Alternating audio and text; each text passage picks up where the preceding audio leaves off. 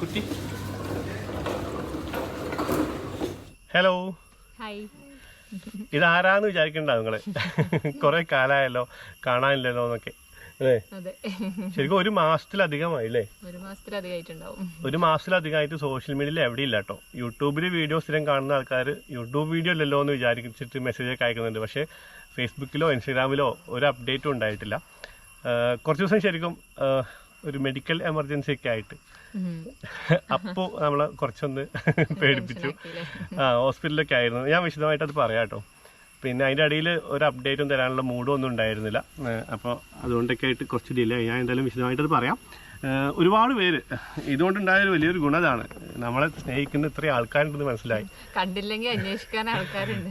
ഞാൻ ഇപ്പോൾ 2 ദിവസം മുമ്പ് ജസ്റ്റ് ഇതൊക്കെ ഒന്ന് എടുത്ത് നോക്കണം കേട്ടോ. ഒരുപാട് മെസ്സേജസും എല്ലാ സ്ഥലത്തും, യൂട്യൂബിലെ പഴയ വീഡിയോകളിലെ കമൻറ്റുകളിൽ, ഫേസ്ബുക്കിൽ, ഇൻസ്റ്റാഗ്രാമിൽ, നമ്പറുള്ള ആൾക്കാർ വാട്സാപ്പിലൊക്കെ കുറേ അന്വേഷിക്കുന്നുണ്ട്. അതിന് ഒരുപാട് സന്തോഷമുണ്ട് കേട്ടോ. നമ്മളെ കുറച്ച് ദിവസം കാണാതായി കഴിഞ്ഞാൽ നിങ്ങളത് ശ്രദ്ധിക്കുന്നുണ്ടല്ലോ എന്നുള്ളത് വലിയ സന്തോഷമാണ് എന്തായാലും. അപ്പോൾ എന്താണ് സംഭവിച്ചതെന്നൊക്കെ വിശദമായിട്ട് പറയാം. അപ്പോൾ നമ്മളിപ്പോൾ നമ്മുടെ വീട് പണീൻ്റെ അടുത്താണ്. വീട് പണീൻ്റെ അപ്ഡേറ്റ് ഒന്ന് കാണിച്ചു തന്നതിന് ശേഷം അതും ഇതേപോലെ കുറെ പേര് ഇങ്ങനെ ചോദിക്കാറുണ്ട്, എന്തായി കാണുമ്പോഴാണെങ്കിലും മെസ്സേജ് അയച്ചിട്ടാണെങ്കിലും. അപ്പോൾ നമുക്ക് വീടിൻ്റെ അപ്ഡേറ്റ് എന്താണെന്ന് കാണിച്ചു തരാം, എവിടെ വരെ എത്തിയെന്ന് കാണിച്ചു തരാം. എന്നിട്ട് നമുക്ക് ബാക്കി കാര്യങ്ങൾ പറയാം. അപ്പോ എന്തൊക്കെയാണ് എൻ്റെ വിശേഷം? സ്കൂളിലൊക്കെ പോകാൻ തുടങ്ങി, സംഭവമൊക്കെ ഓക്കെ ആയി. ഇപ്പോൾ അപ്പു സ്കൂളിലൊക്കെ പോകാനൊക്കെ തുടങ്ങി കേട്ടോ. അപ്പോൾ എന്തായാലും അത് പറയാം. അതായത് നമ്മുടെ വീടിൻ്റെ സ്റ്റാറ്റസ് ഇപ്പോൾ ഇതാണ് കേട്ടോ. നമ്മളെ വീട് ഈ പണി നടക്കുമ്പോൾ ഈ വഴി പോകുന്ന ആൾക്കാരൊക്കെ ഇത് കണ്ടിട്ട് ആളുകൾക്ക് ഭയങ്കര കൺഫ്യൂഷൻ ഉണ്ടാകുന്നുണ്ട് കേട്ടോ. അതായത് ഈ റോട്ടിൽ കൂടി ഇങ്ങനെ പോകുമ്പോൾ ഇങ്ങനെ നോക്കിയിട്ടേ ഇതിന്റെ മുൻഭാഗം ഏതാണെന്ന് പല ആൾക്കാർക്കും മനസ്സിലാവുന്നില്ല അല്ലേ? എന്തോ ഭയങ്കര അങ്ങനെയൊക്കെ വിചാരിക്കണോ? ഒന്നും പ്രത്യേകിച്ചൊന്നുമില്ല. സംഗതി എന്താ വെച്ച് കഴിഞ്ഞാൽ, അതായത് ഞാൻ കാണിച്ചു തരാം. ഈ ഭാഗത്ത് നമുക്കൊരു സിറ്റ് ഔട്ട് പോലെ ഒരു സ്പേസ് ഉണ്ടാക്കിയിട്ടുണ്ട്. നമ്മുടെ ഉപ്പാൻ്റെയും ഉമ്മാൻ്റെയും റൂമിൻ്റെ ഭാഗത്ത് ജസ്റ്റ് ചെറിയൊരു സിറ്റ് ഔട്ട് പോലെ. അത് ഈ സൈഡിലാണ്. അതുകൊണ്ട് ഇത് കാണുമ്പോൾ ആളുകൾ വിചാരിക്കും ഇതാണ് മുൻഭാഗമെന്ന്. പക്ഷേ റോഡിലേക്ക് ഫേസ് ചെയ്തിരിക്കുന്ന ഭാഗം ഇതാണ്. ഇവിടെ അങ്ങനെ സിറ്റ് ഔട്ടോ അങ്ങനെ സംഭവമൊന്നും കാണാനുമില്ല. സംഭവം എന്താണെന്ന് വെച്ച് കഴിഞ്ഞാൽ, സിറ്റ് ഔട്ട് ഇനി എക്സ്ട്രാ ഇവിടെ ഉണ്ടാക്കാനുണ്ട് കേട്ടോ. അത് വീടിന്മേന്ന് കുറച്ച് വിട്ടിട്ട്, ഒരു 5 അടി വിട്ടിട്ട് നിൽക്കുന്ന രീതിയിലാണ് നമ്മൾ പ്ലാൻ ചെയ്തേക്കുന്നത്. അതുകൊണ്ടാണ്. അപ്പോൾ അതിൻ്റെ ഡിസൈനിൽ ചെറിയൊരു കൺഫ്യൂഷനൊക്കെ ആയതുകൊണ്ട് അന്ന് അതിൻ്റെ കൂടെ അത് ചെയ്തില്ല നമ്മൾ.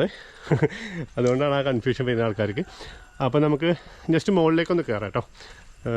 എന്തായാലും അപ്സ്റ്റെയർ കോൺക്രീറ്റ് കഴിഞ്ഞിട്ട് അവിടെ ബണ്ടൊക്കെ കെട്ടി വെള്ളം നിർത്തിയിട്ടുണ്ട്. ഞാനത് പോയി നോക്കിയിട്ടില്ല. അയ്യോ, ഈ കോണീന്റെ സപ്പോർട്ട് അവരെടുത്ത് മാറ്റിയിട്ടുണ്ട്. അത് കാരണം ഭയങ്കരമായിട്ട് ആടുന്നുണ്ട്. അപ്പൊ പേടിച്ചാ? കയറാൻ പറ്റും, കയറിക്കോ. അല്ലാതെ ആസ്വദിച്ച് കയറാതിരുന്നാ മതി. എന്നാ വേണ്ട, ഞാൻ മുകളിൽ ജസ്റ്റ് ഒന്ന് പോയിട്ട് വരാം. ഇവിടെ ഇങ്ങനെ വെള്ളം നിൽക്കുന്നുണ്ട്. ഇത് ഇന്നലെ പെയ്ത മഴയുടെ വെള്ളമാണ്. അപ്പോൾ ഞാൻ പോരാട്ടോ.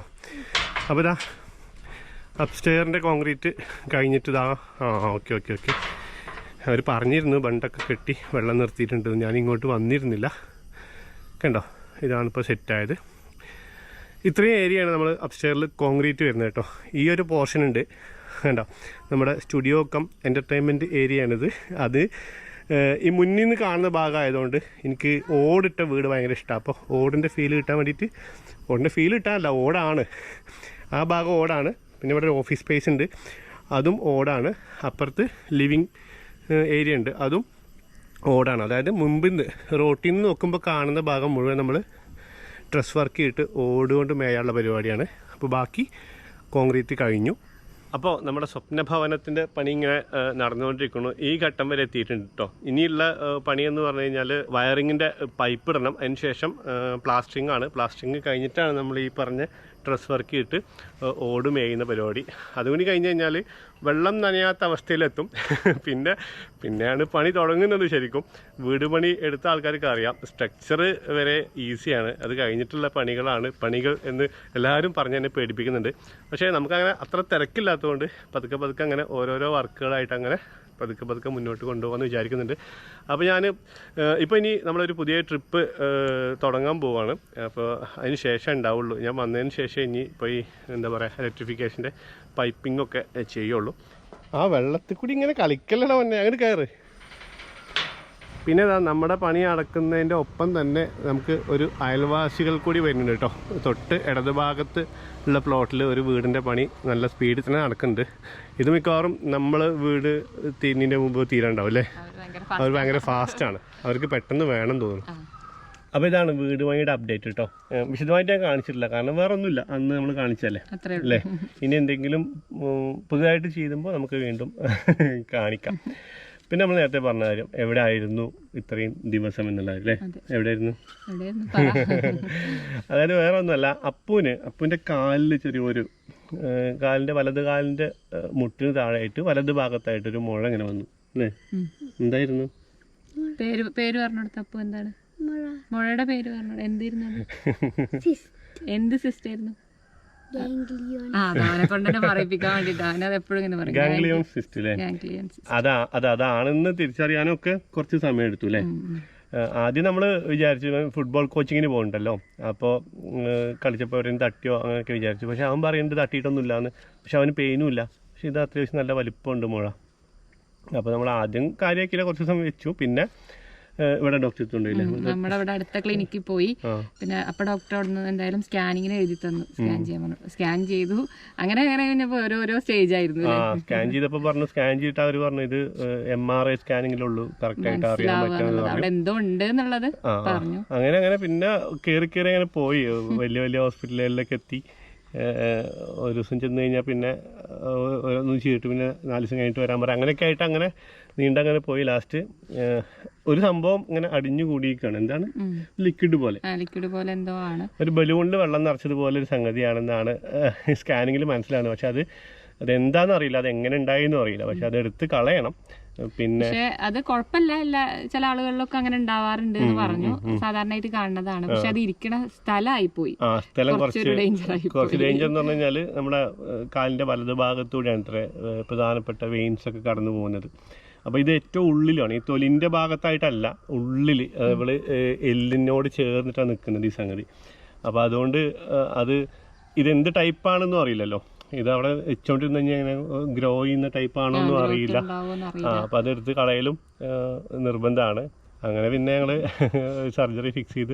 ഇതിൻ്റെ ഇടയിലൊക്കെ കുറേ സമയം പോകുന്നുണ്ട് കേട്ടോ. അപ്പോൾ എനിക്ക് വലിയൊരു മൂഡും ഉണ്ടായിരുന്നില്ല, അത് കാരണം ഞാൻ അപ്ഡേറ്റ്സ് ഒന്നും എവിടെ ഇട്ടില്ല. മൂഡ് ഉണ്ടായിരുന്നില്ല എന്ന് പറഞ്ഞാൽ അത് അറിഞ്ഞ മുതൽ ശരിക്കും അഷ്റഫ് ഭയങ്കര ഡൗൺ ആയിരുന്നു കേട്ടോ. കാരണം എനിക്ക് പിന്നെ അങ്ങനെ കുഴപ്പമുണ്ടായിരുന്നില്ല, ആള് ഭയങ്കരമായിട്ട്. ഒന്നാമത് അപ്പൂരും കൂടി, എല്ലാവർക്കും അങ്ങനെ തന്നെ ആയിരിക്കും മക്കൾക്ക് ഉണ്ടാവുമ്പോൾ. ശരിക്കും നമ്മളെ സ്വയം നമ്മളെ പവറൊക്കെ തിരിച്ചറിയുന്ന ഒരു സമയം കേട്ടോ. ഇങ്ങനത്തെ മക്കൾക്ക് ഓരോരോ സംഗതികൾ. ഇതെന്താ വെച്ചാൽ എന്താണെന്ന് അറിയാത്തതിൻ്റെ ഒരു പ്രശ്നം ഉണ്ടായിരുന്നു, ഒരു സ്ഥിരീകരണം കിട്ടാത്തതിൻ്റെ ഒരു പ്രശ്നം ഉണ്ടായിരുന്നു. മക്കൾക്ക് ഓരോന്ന് വരുമ്പോഴാണ് നമ്മളെ എന്താ പറയുക, വീക്ക്നെസ്സുകൾ, നമ്മളൊക്കെ ഭയങ്കര ദുർബലരാണെന്നൊക്കെ നമുക്ക് മനസ്സിലാക്കാൻ പറ്റും. എല്ലാവരുടെ കാര്യമല്ല, ഞാനങ്ങനെ അങ്ങനെ ആവാൻ പാടില്ല എന്ന് എനിക്കറിയാം. പക്ഷെ ആദ്യമായിട്ടാണ് ആളങ്ങനെ കാണുന്നത്. എനിക്കൊട്ടും ഒന്നിനും വയ്യാണ്ടൊക്കെ അവസ്ഥയൊക്കെ ആയിപ്പോയി, തീരെ എന്താ പറയാ, അങ്ങനെയൊക്കെ ആയിപ്പോയി. എന്തായാലും നമ്മളത് സർജറി ചെയ്തു. സർജറി കുറച്ച് വലിയ സർജറി തന്നെ ആയിരുന്നു കേട്ടോ. ഇത് ഈ വെയിൻസിനൊന്നും പരിക്ക് പറ്റാതെ ഇതെടുത്ത് മാറ്റണം, അതുകൊണ്ട് കുറച്ചധികം സമയം എടുത്തു. പിന്നെ അത്യാവശ്യം നല്ലോണം 19ഓളം സ്റ്റിച്ചില്ലേ അപ്പോ. പക്ഷെ അപ്പുണ്ടല്ലോ, അപ്പു ഒരു തരത്തിലും ബുദ്ധിമുട്ടിച്ചില്ല കേട്ടോ, പാവം ചെക്കന്. അത് ഡോക്ടേഴ്സ് തന്നെ പറഞ്ഞു കേട്ടോ. കാരണം അവര് ഇപ്പൊ തിയേറ്ററിലാണെങ്കിലും ഒക്കെ ഇവന് കറക്റ്റ് ആയിട്ട് സഹകരിച്ചു എന്നുള്ളത്. സാധാരണ കുട്ടികൾ പേടിക്കുക അല്ലെങ്കിൽ കരയുക അങ്ങനെ എന്തെങ്കിലുമൊക്കെ ബഹളം ഉണ്ടാക്കുകയൊക്കെ ചെയ്യും. അതായത് പിന്നെ ശരിക്കും ചെറിയ കുട്ടികളെ ഇവര് എന്താ പറയാ, അനസ്തേഷ്യ കൊടുക്കൂത്രേ, ഫുള്ളി മയക്കിയിട്ട് അത്ര ഇങ്ങനത്തെ സർജറി ചെയ്യുക.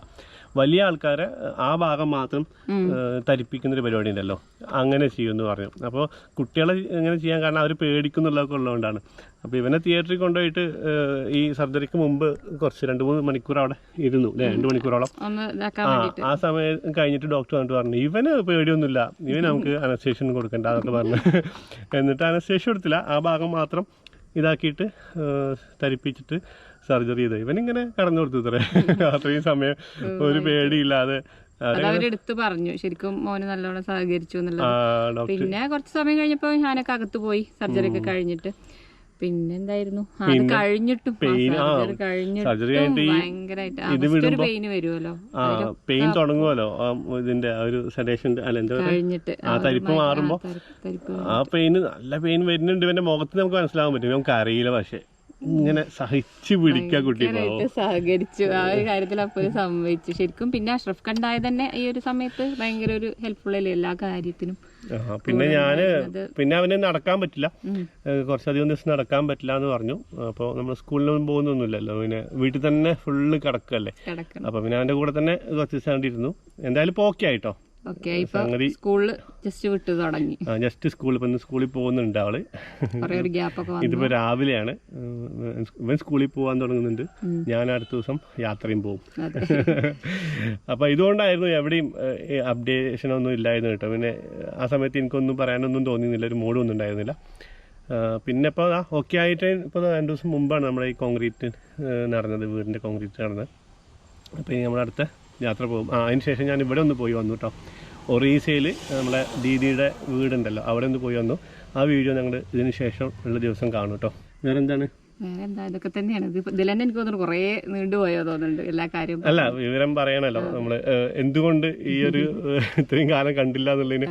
പിന്നെ ഒരു കാര്യം പറയണത്, ഒരുപാട് പേര് മെസ്സേജ് അയച്ചിരുന്നു, എല്ലാവർക്കും ഒന്നും റിപ്ലൈ ചെയ്യാൻ പറ്റിയില്ല. കുറെ ആൾക്കാർക്കൊക്കെ ഞാൻ റിപ്ലൈ ചെയ്തായിരുന്നു ഇങ്ങനെ. അപ്പൊ ഇത്രയും കാര്യങ്ങളൊക്കെ വിശദമായിട്ട് റിപ്ലൈ ചെയ്യേണ്ട ബുദ്ധിമുട്ടുകൊണ്ടും കൂടിയാണ് ഈ ഒരു വീഡിയോ. പിന്നെ ഇത്ര ഒരു ബ്രേക്ക് വരുന്നു വിചാരിച്ചിട്ടില്ല തോന്നുന്നു അല്ലേ? അങ്ങനെ അതുമായി ബന്ധപ്പെട്ടിട്ട് അങ്ങനെ നീണ്ടുപോയതാണ്. അപ്പോൾ എന്തായാലും അതിൻ്റെ ഇടയ്ക്ക് ഈ ഒരു ട്രിപ്പ് പ്ലാൻ ചെയ്തായിരുന്നു, ഒരു പുതിയൊരു രാജ്യത്തേക്കുള്ള ഒരു യാത്ര പ്ലാൻ ചെയ്തായിരുന്നു. ഇത് കാരണം മുടങ്ങിപ്പോയി. അതുകൊണ്ടും കൂടിയാ. പിന്നെ വേറെ വീഡിയോ ഒന്നുമില്ല, കയ്യിലുണ്ടായിരുന്ന വീഡിയോ ഒക്കെ അവസാനിക്കുകയും ചെയ്തായിരുന്നു. പിന്നെ ഇപ്പം ഇവിടുന്നൊന്നും പ്രത്യേകിച്ചൊന്നും. പിന്നെ ഇപ്പം ചെയ്യേണ്ടത് ഹോസ്പിറ്റലിലൊക്കെ വീഡിയോ ചെയ്യണം.